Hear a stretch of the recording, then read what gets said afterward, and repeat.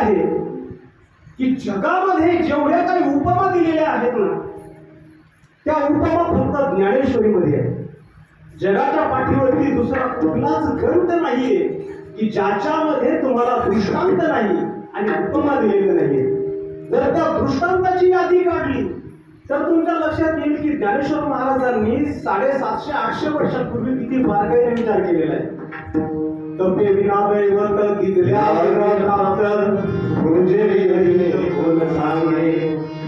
आता वीण, या वीणला जर काना लावला तर विना होतं बरं, आणि वीण याचा अर्थ शिवाय.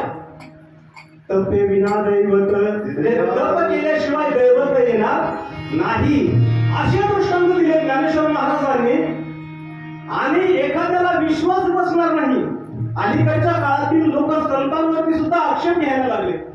काही लोकांचं म्हणणं असं की हा जो हरिपाठ लिहिलेला आहे तो ज्ञानेश्वर महाराजांनीच लिहिलेला आहे का.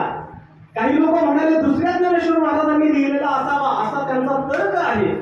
पण वारकरी संप्रदायाने याचं खंडन केलं आणि त्यांना सांगितलं दृष्टांत. ज्ञानदेव सांगे दृष्टांताची मागवा, साधूचे संगती तोरण पाहिजे. तुम्हाला दृष्टांत जर पाहिजे असतील ना तर ज्ञानेश्वरी शिवाय दुसरं व्यासपीठ नाही की ज्याच्यामध्ये तुम्हाला दृष्टांत दिलेलं नाही. मग त्याच दृष्टांताची पार्श्वभूमी किंवा पूर्वाश्रमीची अवस्था सांगण्यासाठी ज्ञानोबा आपल्याला